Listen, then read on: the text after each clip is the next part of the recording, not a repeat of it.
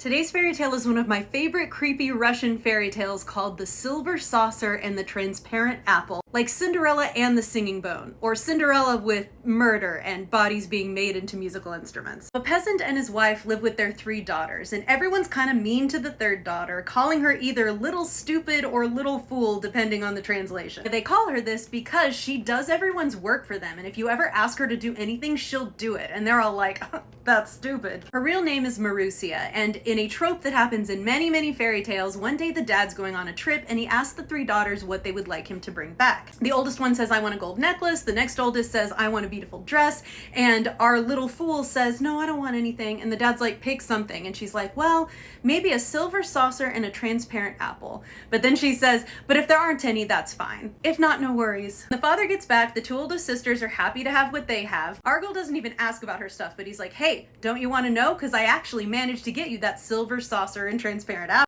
He says he got the apple from a Finnish hag and the silver saucer from an old Jew. Everyone laughs at her because, like, why do you want these things? But then she spins the apple on the saucer and it turns out you can see anything you want inside. It's so witchy and cool. She says, spin so I may see the world and have a peep at the Father Tsar on the high throne. And it shows them to her. She asks to see ships on oceans far away and it shows them to her. It's like having the internet for the first time. You can be like, I want to see China. There's China. As you've probably guessed, the sisters get super jealous. One day they're like, hey sister, come to the forest with us. And it says she really would rather have played with her apple and her saucer. And they're like, no, we can't carry all the berries we're gonna pick by ourselves. You gotta come too. So she gives the apple and saucer to her dad and says, hey, watch these for me. I'm going out with my sisters. So they go out to the woods and then the 2 sisters suddenly stop and look at her cruelly and one of them's holding an axe. Little fool kind of sounds like a fool in this moment where she says, sisters, what are you doing? You can't pick berries with an axe. And they say, nah, the axe is for something else.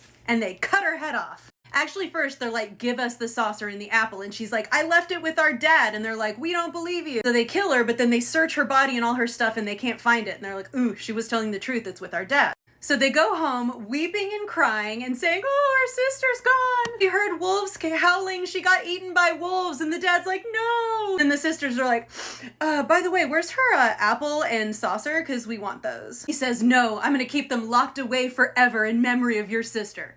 So the sisters don't get anything for their murder. Time passes, and then one day this shepherd has his flocks in the forest, and he sees this really distinct reed growing out of these really pretty flowers that don't belong where they are in the forest. He decides to make a whistle pipe out of the reed, so he cuts it, he carves it, and he blows into it, and it sings the song of what happened to the girl, presumably in her voice. It says, my life was taken from me deep in the forest for the sake of a silver saucer, for the sake of a transparent apple. The shepherd's like, well, that's weird. Huh. So then he goes around the village and neighboring places and plays it for everyone. And he's like, isn't this crazy? Have you heard about this? Do you know what it's talking about? Finally, he ends up playing it for our girl's dad. And he suddenly is like, oh God, take me to where you found this reed.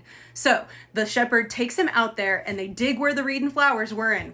There's our girl's body. The father cries, oh God, this is my child that I called little stupid. But the shepherd plays the pipe again, and this time the pipe doesn't just talk about the murder, it says, wake me, dear father, from a bitter dream by fetching water from the well of the Tsar. Apparently there's a crowd of people there too, because they all start yelling for, the death of the 2 murderer sisters. But he's like, no, don't kill them. Let's focus on going to the Tsar and getting this magic water. So they go to the Tsar and they beg for water from his holy well. He asks why. They play the flute thing and he's like, oh yeah, you can have it. So they sprinkle the water on her and she wakes up and comes back to life and hugs her dad, crying with joy. Then the Tsar is like, hey, I'd like to see this saucer and apple that all this murder was over. So they show it to him and he is, of course, amazed. Then our main girl is like, please take the apple and saucer, but don't murder my 2 sisters. I know you're gonna execute them for murdering me, but just spare them. Which is very kind, because they killed her. But the Tsar is pleased with her kind heart. He doesn't kill the sisters. And in fact, he says, hey, besides being kind, you're really beautiful. Would you like to marry me and be the Tsarina? So he marries her and he keeps the transparent apple and silver saucer, meaning he can pretty much look at all his citizens all the time. His soldiers off doing what they're doing. It's a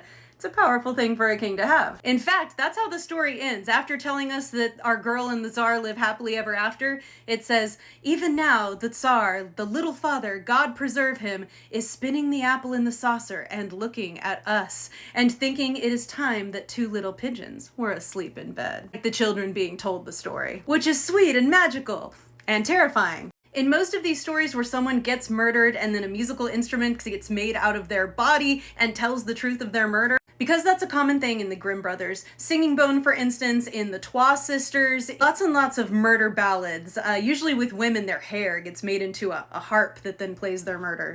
But anyway, in most of those, the person who was murdered never comes back to life. They get justice because their murderers are revealed and caught, but they're still dead. That's what makes this story really cool and unique, is she gets to come back to life and be the Tsarina. Check out my book, Dust Spells, a reimagining of the 12 Dancing Princesses, and my podcast, Folktales and Fairy Lore. Link is in the bio.